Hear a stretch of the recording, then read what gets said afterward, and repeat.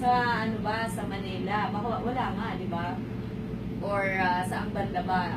Saan ang probinsya mo? Bakit wala kayong pasok? At bakit hindi mo alam kung bakit wala kayong pasok? Anyways, 11:12, mga kabarangay, balikan natin si Papa Tyron. Ang kanyang album ay available na, kabarangay. Yes. At may bagong single. Ito yung pang-ilang single na from that album, Papa Tyron. Pang-6. Oo. Six. Pang-6 na to. So, bali ako yung nag-compose dito and yung nanay ko. Dalawa kayo. Collaboration ng Oo. ikaw at nanay. Oo. Okay, so ano title ko naman? Yung nag-iisa ko maghihintay sa'yo. Oh, very sad story kasi nga, nung matapos namin to, itong song na to, nawala na siya.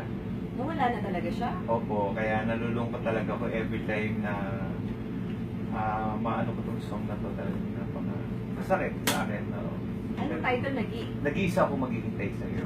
Nag-iisa akong maghihintay sa'yo. Oo. So, collaboration nyo ito, ano to tungkol saan yung kanta? Sino bang hinihintay at bakit mag-iisa lang? That time kasi when I was teen, bali yung mother ko, sabi niya, huwag mo na daw makipag-girlfriend, ganyan. So, siya yung naging wake, kasi kaya siyempre nag-aaral pa ako that time. So, kaya yung sa sama ng loob ko, nakagawa ako ng song.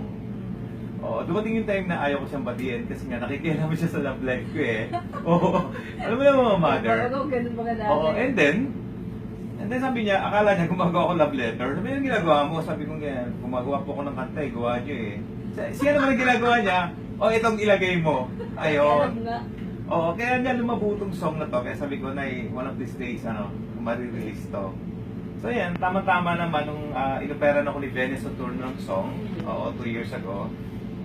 Nung umuwi ako sa amin, sa Talim Island, kasi every time na uwi ako sa amin, dinadala ko yung puntod niya. And then, yung aparador niya, lagi kong hinahalikan yung mga damit niya. Tapos nakita ko tong song na to doon.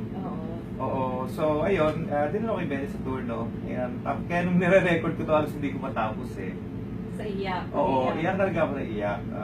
So, ayun, nami-miss ko siya eh. Tsaka pag ang magulang pala nawala, hindi ka makakabubon. Lahat ng bagay iba makakabubon tuloy ka. yung feeling. Kasi ako din, nawala na rin yung mami ko at saka daddy ko. So, dalawa sila. So, parang, ang hirap mag-move on. Yes. Mas mahirap. Ito yung mahirap talaga i-move on. Oo, at hindi pwede. Hindi, kasi walang pwedeng maka-replace sa magulang natin eh. Oo, tapos habang tumatagal, parang lalo natin siya nami-miss. Every day of our life, ano pa rin natin oo. sila pag mga parents na yun. Oo, pag parents talaga. Kaya habang nandyan pa, mga kabarangay, naalagaan nyo. Oo, ipakita na nila talaga yung pagmamahal. Minsan kasi, parang binabaliwala natin sila, di ba? Oo. But later in life, marirealize natin na, dapat pala, inalagaan ko, dapat pala, nakinig ako. Tama, oo. Ayan, so tama yung kanta ni Papa Tyron, mula sa kanyang album na Dito sa akin feeling. Yes. Dito sa aking piling. Ilang Composed by kanta? Venice sa tour. Bali 7 kanto. And meron siyang Christmas bonus na ikaw ang Christmas ko. Uy, fairness, Malapit na. kompleto kompleto ang album na yan. Oo. At all year round, pwede kang mag-emote sa album na yan. Yes. Okay mga kabarangay, 11:15 at makakausap pa natin si Papa Tyron in a while as we play muna mga kabarangay ang much-awaited Aldab Aldab theme song mula sa kanilang movie entitled with the same title, Imagine You and Me, performed by Maine Mendoza and Alden Richards. Music by Big Soto.